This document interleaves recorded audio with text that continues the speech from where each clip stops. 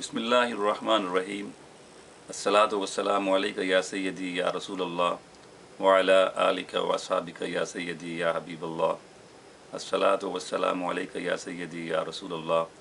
व अला आलिका व अस्हाबिका या सय्यदी या हबीबल्लाह। गंज बख्शे फैज़ आलम मज़हरे नूरे खुदा, गंज बख्शे फैज़ आलम मज़हरे नूरे खुदा, नाकिसां रा पीर कामिल कामिलां रा रहनुमा। अल्लाह रब्बुल इज़्ज़त अपने खालिक और मालिक की बेहद तारीफ़, हम सना और उसके प्यारे हबीब नूर मुजस्सम सरकार दो आलम सल्लल्लाहु ताला अलैहि वालैहि वसल्लम के हुज़ूर दिल की गहराइयों से बड़ी ही आजिज़ी और मोहब्बत से हदिया सलात और सलाम के बाद काबिल सद एहतराम इज़्ज़त माब आली मर्तबत जनाब मियाँ फ़ारूक मुस्तफ़ाई साहब मरकज़ी अमीर मुस्तफ़ाई तहरीक पाकिस्तान, बहुत ही एहतराम के लायक बरादर अज़ीज़ जनाब शेख ताहिर अंजुम साहब चेयरमैन अल मुस्तफ़ा वेलफेयर सोसाइटी पंजाब, बहुत ही मोहतरम इज़्ज़त माब बरादर अज़ीज़ ख्वाजा मोहम्मद सफदर अमीन साहब सदर अल मुस्तफ़ा वेलफेयर सोसाइटी पंजाब, और मेरे इंतहाई एहतराम के लायक पाकिस्तान भर से तशरीफ़ लाए हुए मुस्तफ़ाई तहरीक अंजुमन तलबा इस्लाम अल Mustafa welfare society Pakistan फ़लाह party अंजुमन असातिज़ाए पाकिस्तान और तमाम मुस्तफ़ाई बरादरी के मुस्तफ़ाई रज़ाकारान, अस्सलामु अलैकुम वरहमतुल्लाहि वबरकातुहू। हर साल की तरह इस साल भी आपने मखदूम उम्म सैयद हुजवेर सुल्तान औलिया मखदूम औलिया हज़रत दादा गंज बख्श रहमतुल्लाह ताला अलैह के सालाना उर्स के मौका पर इस अज़ीमुश्शान तकरीब का इनेकाद किया है। इस पर मैं आपको दिल की अथाह गहराइयों से मुबारकबाद पेश करता हूँ और उम्मीद करता हूँ कि ये जो चराग़ मोहब्बत के आपने जलाए हैं, जो दिए खिदमत खल्क़ के आपने फ़रोज़ा किए हैं, जो शमें फ़लाह इंसानियत की आपने रोशन की हैं, इनकी रोशनी होते होते एक दिन ये चरागां कर देगी और एक कहकशां सज जाएगी, एक सिलाब नूर उमड़ेगा और इंशाअल्लाह हमारे मुआशरे में, हमारे गिरदो पेश में जो बदअहदी के और बदी के और बुराई के और मुनाफ़क़त के और बुज़दिली के और शोहरत ख़ाही के और नामो नमूद के और रियाकारी के और मादा परस्ती के जितने अंधेरे हैं, इंशाअल्लाह आपके जलाए हुए इन चिरागों की रोशनी से वो सब अंधेरे अपना बोरिया बिस्तर गोल करने पर मजबूर हो जाएंगे। दाता गंज बख्श रहमतुल्लाह ताला अलैह ने अपनी पूरी ज़िंदगी इस्लाम की खिदमत में गुजारी है। वो एक बोरिया नशीन बनकर यहाँ तशरीफ़ फरमा हुए लाहौर की इस बस्ती में, और फिर अब्दुल आबाद तक इस बस्ती को उन्होंने शहरों का कुतुब बना दिया, शहरों का इमाम बना दिया। उन्होंने इखलास की दावत दी, उन्होंने अख़ुवत की दावत दी, उन्होंने मुरव्वत की दावत दी, उन्होंने अपने आप को मिटाने की दावत दी, उन्होंने तज़किया नफूस की दावत दी, उन्होंने इश्क़ रसूल की दावत दी, उन्होंने मारफत खुदा की दावत दी। और यही उनकी दावत जो है वो आज भी ज़रूरत इस बात की है कि हम अपने इस वतन अज़ीज़ ममलकत खुदादाद पाकिस्तान में उनके नज़रियात के लिए हम काम करें और अपने इस काम को हम आगे लेके चलें। मेरे काबिल सद एहतराम मुस्तफ़ाई रज़ाकारों, मैं आपकी खिदमत में अर्ज़ करूँगा कि दाता का पैगाम यही है, ख्वाजा बाबा का पैगाम यही है, मेरे गौस का पैगाम यही है, मेरे मुजद्दिद का पैगाम यही है, और तमाम औलिया कराम का यही पैगाम है। और ये पैगाम उन्होंने मेरे और आपके आका मौला मुहम्मद रसूलुल्लाह सल्लल्लाहु अलैहि वसल्लम की हयात नूर से, उनकी सुन्नत मुतहरा से लिया है कि खिदमत खल्क़ ये अज़बस लाज़म है। इसीलिए कहा गया है कि तरीक़त बजुज़ खिदमत खल्क़ नेस्त बतस्बीह सज्जादा व तल्क नेस्त। तरीक़त बजुज़ खिदमत खल्क़ नेस्त, ये जो रूहानियत का रास्ता है, जो तरीक़त का रास्ता है, जो सलूक की मंजिलें हैं, ये सिर्फ़ हाव हू के साथ और ये इल्लल्लाह की ज़रबों के साथ और ये रुकू व क़याम के साथ और ये रुकू व सुजूद के साथ और ये रातों को शब्बेदारियों के साथ ही इनका ताल्लुक़ नहीं है, बल्कि शब्बेदारियाँ भी हों اور رکوع و سجود بھی ہو، تسبیح و تحلیل بھی ہو، اور اللہ کے نغمے بھی ہوں، اور لب پہ صلی اللہ کے ترانے بھی ہوں، مگر پھر جب دن ہو تو اس دن کا لمحہ لمحہ اور پل پل جو ہے وہ اللہ کی مخلوق کی خدمت میں صرف کیا جائے۔ اس لیے کہ طریقت بجز خدمت خلق نیز، طریقت خدمت خلق کے بغیر جو ہے وہ نہیں ہو سکتی ہے۔ ہم دیکھتے ہیں کہ جناب رسول اللہ صلی اللہ علیہ وسلم اعلان نبوت سے پہلے ہی حضرت ام المومنین سیدہ خدیجہ الکبریٰ جو آپ کی تعریف کرتی، جب آپ اسلام کا پیغام لے کے آتے ہیں تو وہ یہی ہے، آپ کی تعریف میں جو جملے آپ نے ارشاد فرمائے ہیں وہ تاریخ نے سنہری حروف سونے کے حرفوں سے اپنے سینے میں محفوظ کر لیے ہیں۔ وہ فرماتی ہیں کہ آپ تو دوسروں کے کام آتے ہیں، آپ تو دکھیوں کے کام آتے ہیں، مصیبت زدوں کے کام آتے ہیں، آپ تو دوسروں کے لیے کماتے ہیں، آپ مہمان نوازی کرتے ہیں، آپ بیواؤں اور یتیموں کی دیکھ بھال کرتے ہیں۔ گویا معاشرے کے جو محروم طبقات ہیں، معاشرے کے جو مظلوم طبقات ہیں، ان کی خدمت کرنا یہ حضور سرکار دو عالم صلی اللہ علیہ وسلم کی سنت مطہرہ ہے۔ اعلان نبوت سے پہلے بھی اور اعلان نبوت کے بعد بھی آپ نے اس کو اپنی سنت مطہرہ سے ظاہر فرمایا ہے، اور تمام اولیاء کرام نے انہی سے یہ خدمت خلق کا سبق جو ہے وہ لیا ہے۔ پھر ہم دیکھتے ہیں کہ جب آپ مدینہ منورہ میں تشریف فرما ہوتے ہیں تو صحابہ کرام جب مہاجرین مکہ سے تشریف لاتے ہیں تو آج UNO کے بہت بڑے ادارے موجود ہیں جو مہاجرین کی آباد کاری کا کام کرتے ہیں، اور وہ کتنی انویسٹمنٹ انہیں کرنی پڑتی ہے، مگر ہم دیکھتے ہیں کہ رسول اللہ صلی اللہ علیہ وسلم نے کمال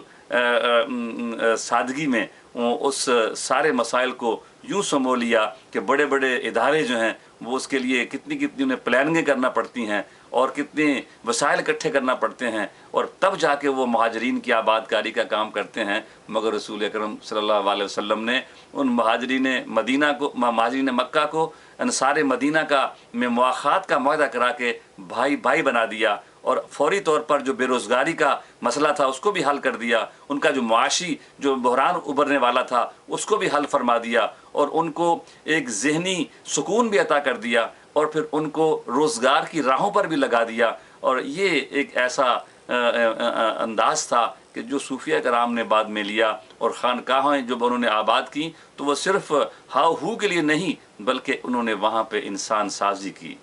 انہوں نے وہاں پہ کردار سازی کی، انہوں نے وہاں پر انسانوں کو محبت کا، خدمت کا، اور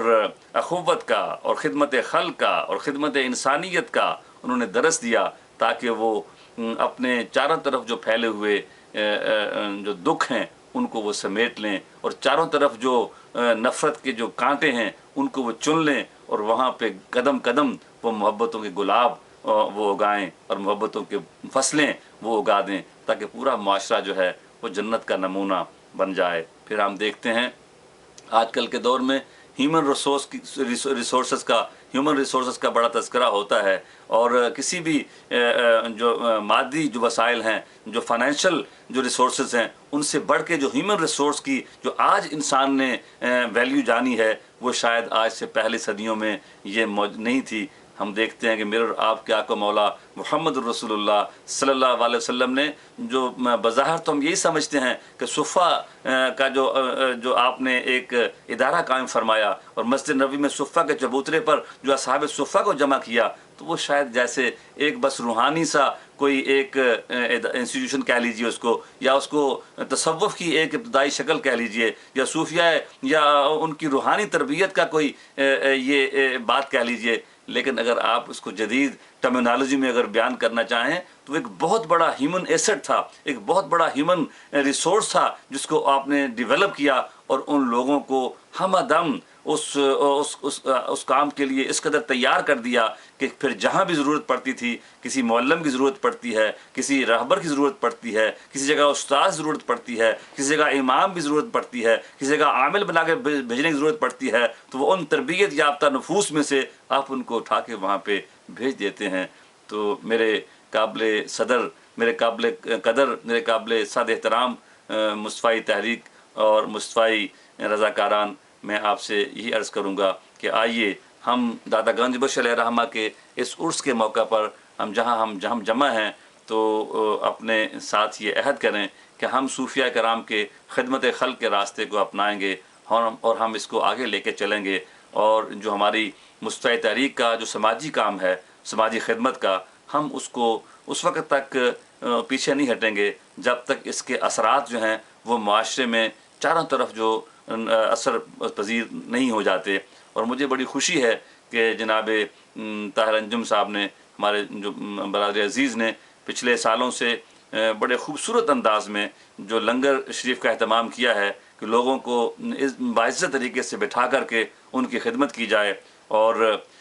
مجھے امید ہے کہ یہ کام بھی آپ کا آہستہ آہستہ ہر سال پہلے سے زیادہ بڑھے گا، اور لاکھوں لوگوں کو جو کھانا کھلانے کا جو عمل ہے اور اس باعزت طریقے سے اس پر بھی اللہ آپ کو برکت دے گا اور آپ اس میں کامیاب اور کامران ہوں گے۔ میری گزارش یہی ہوگی کہ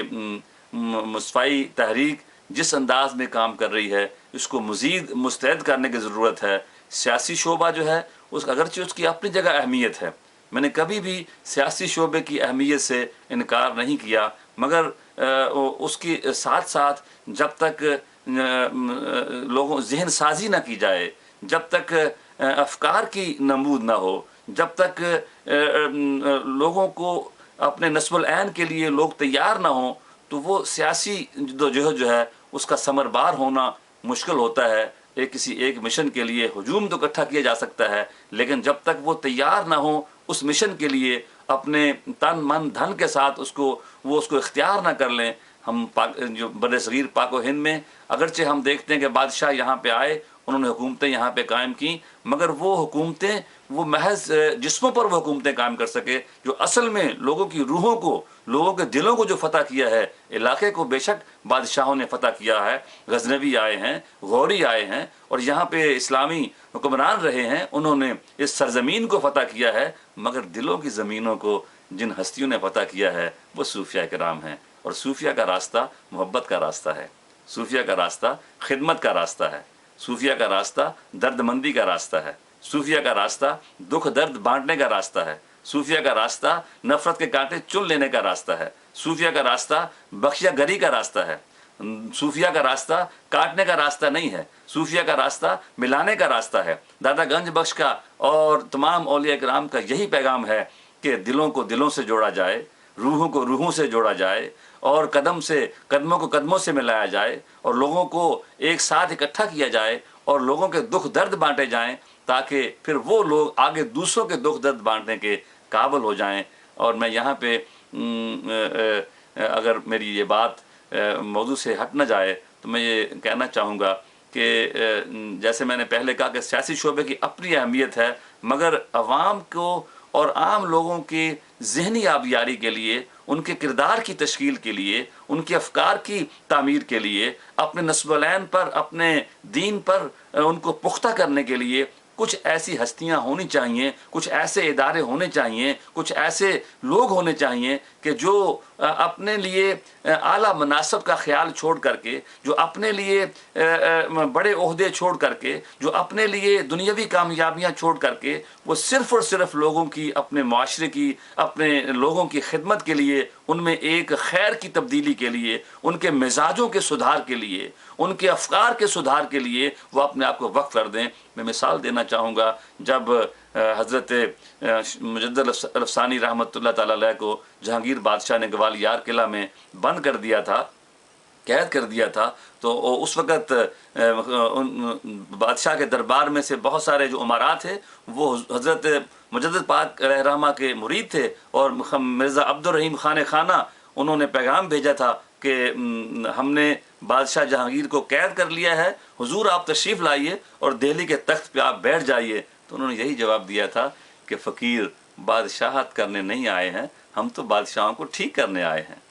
تو صوفیاء کا جو پیغام ہے وہ شعبہ جو ہے وہ بھی کسی نہ کسی کو اس طرح رہنمائی کرنا ہوگی۔ جو اہل سیاست کا کام ہے، جو اہل حکومت کا کام ہے، وہ انہیں کرنے دیجئے، اور اس کے ساتھ جو کام ہمارے اسلاف نے کیا تھا، جو ہمارے صوفیاء نے کیا تھا، اس کی بھی ضرورت ہے، اور اس کے لیے بھی ہمیں افراد کی تیاری کے لیے، ذہن سازی کے لیے، کردار سازی کے لیے معاشرہ تب تعمیر ہوتا ہے جب معاشرے کی اکائیاں تعمیر ہوتی ہیں، معاشرہ تب اصلاح پذیر ہوتا ہے جب معاشرے کے افراد میں اصلاح آتی ہے۔ اگر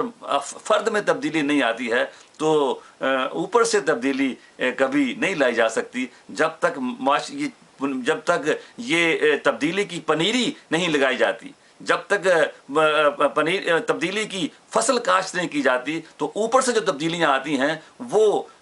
دیر پا نہیں ہوتی ہیں، اور جب جو معاشرے کی کوکھ سے پھوٹتی ہیں، جو معاشرے کی جڑوں سے جو تبدیلی کی فصل اگتی ہے، تو وہ لہلاتی ہوئی پھر ایک چمنستان بن جاتی ہے۔ تو میں مصطفی رضاکاروں سے آپ سے عرض کرنا چاہوں گا کہ جس طرح نبی اکرم صلی اللہ علیہ وسلم نے مواخات مدینہ کر کے لوگوں کو بھائی بھائی بنا دیا تھا، تو مصطفی تحریک کو یہ کام آگے بڑھ کے کرنا چاہیے۔ جیسے میں نے کہا کہ آپ یہ لنگر کا جو آپ نے اہتمام کیا ہے، بہت خوش آئند بات ہے۔ ایسی عید میلاد النبی صلی اللہ علیہ وسلم کا دن آگے آ رہا ہے، پہلے بھی آپ کرتے ہیں، تو مصطفی رضاکاروں کو اب بھی چاہیے کہ وہ دن جو ہے 12 ربیع الاول کا، وہ سرکار پہ صلوات و سلام بھی پڑھیں، درود پاک بھی پڑھیں، مگر وہ اپنا دن جو ہے وہ کسی ہسپتال میں 1 گھنٹہ گزاریں، کسی یتیم خانے میں 1 گھنٹہ گزاریں، کسی بوڑھے کے ساتھ 1 گھنٹہ گزاریں، کسی بیوہ کی خدمت کرتے ہوئے 1 گھنٹہ گزاریں، اور وہ اس طریقے سے اپنے اس کام کو آگے بڑھائیں۔ اسی طرح ہر بڑے شہر میں، ہر بڑے اسپتال میں مصطفی رضاکاروں کا ایک ڈیسک بننا چاہیے، جہاں پہ ہر مصطفی رضاکار جو ہے وہ یہ سوچے کہ اس نے اپنے کیا میں 1 ہفتے میں 1 گھنٹہ دے سکتا ہوں، کیا میں روز 1 گھنٹہ دے سکتا ہوں، کیا میں 1 مہینے میں 1 گھنٹہ دے سکتا ہوں۔ اس طریقے سے مصطفی تحریک کے کام کو منظم کیجئے کہ اولیاء کرام کے وہ خانقاہی نظام کو، اس کو جدید خانقاہ کا آپ روپ دے دیجئے، اس کو جدید طریقت کا آپ روپ دے دیجئے، اس کو اپنے دور کے تقاضوں سے ہم آہنگ کر لیجئے، اور پھر آپ جس طرح آپ کو چین نہیں آتا جب تک آپ نماز نہیں پڑھ لیتے ہیں، جس طرح آپ تسبیح و تحلیل کرتے ہیں، جس طرح آپ راتوں کو اگر جاگنے والے ہیں، جس طرح آپ تسبیح پہ استغفار پڑھتے ہیں، کلمات طیبات پڑھتے ہیں، درود شریف کا آپ نے وظیفہ مقرر کر رکھا ہے، جس طرح آپ لوگ نفل پڑھتے ہیں، ایسے ہی اس عبادت کو اپنے معمولات کا حصہ بنائیے کہ کوئی دن ایسا نہ ہو جب کسی زخمی روح پر، کسی مصیبت زدہ کے زخموں پر آپ نے محبت کا پہا نہ رکھا ہو، جب کوئی دن آپ کا ایسا نہ گزرے جب آپ نے خدمت خلق کا کوئی نہ کوئی کام نہ کر لیا ہو، کوئی ہفتہ ایسا نہ ہو جس ہفتے میں آپ نے کسی مصیبت زدہ کی مصیبت میں آپ کام نہ آئے ہوں۔ تو اس طرح چراغ سے چراغ جلیں گے تو یہ کام جو ہے آگے بڑھے گا۔ ایسے ہی اگر آپ چھوٹی چھوٹی بستیوں کو، چھوٹے چھوٹے شہروں کو، بڑے شہروں کے محلوں کو ٹارگٹ کریں، اور اس کو جیسے گراف بنتا ہے اس طرح نقشے بنائیں تمام شہروں کے اور محلوں کے، اور پھر آپ دیکھیے اپنے کام کو منظم اس طرح کیا جا سکتا ہے کہ آپ منصوبہ بندی کے ساتھ آگے بڑھیں کہ 1 محلہ، دوسرا محلہ، تیسرا محلہ، 1 شہر، دوسرا شہر، اور وہاں سے غربت کو دور کرنے کا، بے روزگاری کو دور کرنے کا، لوگوں کی دکھ تکلیف کو دور کرنے کا لوگوں کو یہ سلوگن دیجئے کہ خدمت کریں اور خدمت کیجئے، خدمت لیجئے۔ مصطفی تحریک جو ہے دکھ مٹاؤ اور سکھ پاؤ، خدمت کیجئے، خدمت لیجئے۔ ان سب لوگوں کو انرول کیجئے، جو ضرورت مند ہیں ان کی بھی فرشتے بنائیے، اور جو مدد کر سکتے ہیں ان کی بھی فرشتے بنائیے، اور پھر اپنے کام کو اس طرح منظم کیجئے کہ اگر آپ اندازہ کریں کہ اگر ہر محلے میں جو متمول لوگ ہیں، وہ اگر ہر محلے کے غرباء میں سے کسی ایک گھر کی کفالت اپنے ذمے لے لیتے ہیں، تو یہ مواخات مدینہ سے یہ سبق لیا جا سکتا ہے کہ ایک امیر آدمی کسی ایک غریب نہیں، وہ تو 10 گھروں کی پرورش اپنے ذمے لے سکتا ہے۔ تو حکومت کے اداروں کا انتظار کیے بغیر ہم اپنے اپنے علاقوں میں مصطفی تحریک اور مصطفی رضاکار جو ہیں وہ اگر اس طرح کام کریں تو ہم سمجھیں گے کہ دادا گنج بخش علی حجویری کے مشن کو ہم عام کر رہے ہیں، اور اس کے لیے ہم آگے بڑھ رہے ہیں۔ ایسے ہی میں ایک بار پھر مجھے بڑی خوشی ہوتی ہے کہ جو لنگر کا اتنے احسن طریقے سے دادا صاحب کے عرس پہ آپ نے اہتمام کیا ہے، آپ کو اس سے بھی اور اچھے طریقے سے اس کام کو آگے بڑھانے کی توفیق نصیب فرمائے، اور جیسے صوفیہ کرام نے सारे काम उन्होंने साथ साथ किए हैं। उन्होंने तालीम का बंदोबस्त भी किया है, उन्होंने खुराक का बंदोबस्त भी किया है, उन्होंने दुख दर्द को दूर करने का बंदोबस्त भी किया है। ऐसे ही आपको तालीमी इदारों पे भी तवज्जो देना है, अपने स्कूलों पे तवज्जो देना है, और जो बच्चे स्कूलों में पढ़ रहे हैं उनकी मदद करने का आप काम कर सकते हैं। और जो बड़े इदारे हैं, बड़े शहरों के जो लोग हैं, वो छोटे शहरों की मदद कर सकते हैं। तो मैं ये अपनी बात को इस पे समेटता हूँ कि तरीक़त बजुज़ खिदमत खल्क नेस्त बतस्बीह सज्जादा व दल्क नेस्त, कि सूफिया कराम का रास्ता महज हक हू करने का रास्ता नहीं है, बल्कि वो अपने आप को खिदमत खल्क के लिए वक्फ़ कर देने का रास्ता है। वो अपने वसाइल को दूसरों के लिए ईसार कर देने का रास्ता है। ये सिर्फ चंदा करके और लोगों से पैसे मांग के काम करना, ये भी बड़ी कमाल की बात है, मगर इससे बड़े कमाल की बात यह है कि अपने घरों में जो कुछ है, अपने पास जो कुछ है, उसको लाया जाए और उसके लिए आगे बढ़ा जाए। हमारे मुल्क में इस वक्त जो तब्दीली की बातें हो रही हैं, जो चेंज की बातें हो रही हैं, जो सियासी तब्दीली चाहते हैं, वो अपने तौर पर उस काम में लगे हुए हैं, उनको लगे रहने दीजिए। मगर जो मुस्तफ़ाई रज़ाकार हैं,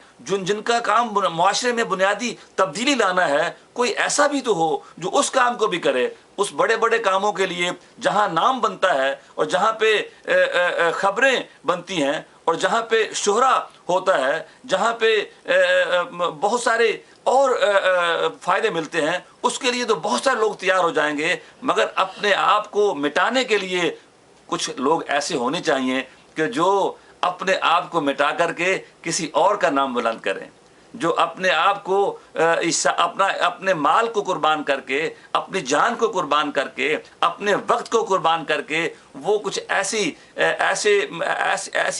राहें मुतय्यन करें जिसमें चल के पूरा मुआशरा जो है वो अपनी मदद आपके तहत, अपनी तामीर आपके तहत, अपने मसाइल का हल आपके तहत, वो हाथों में हाथ डाल के अपने अपने मोहल्लों से, अपनी गलियों से, अपने शहरों से और अपने इलाकों से वो गुर्बत को देश निकाला दे दें, वो बीमारी को देश निकाला दे दें, वो माजूरी को देश निकाला दे दें, वो मजबूरी को देश निकाला दे दें, और वो एक मुरब्बत का, एक ईसार का, एक कुर्बानी का, एक ऐसा जज्बा, लाजवाल जज्बा तख्लीक कर दें कि जिसके सामने फिर कोई भी जो जबर और जुल्म और तसल्लुत का निज़ाम जो है वो उनको ना रोक सके।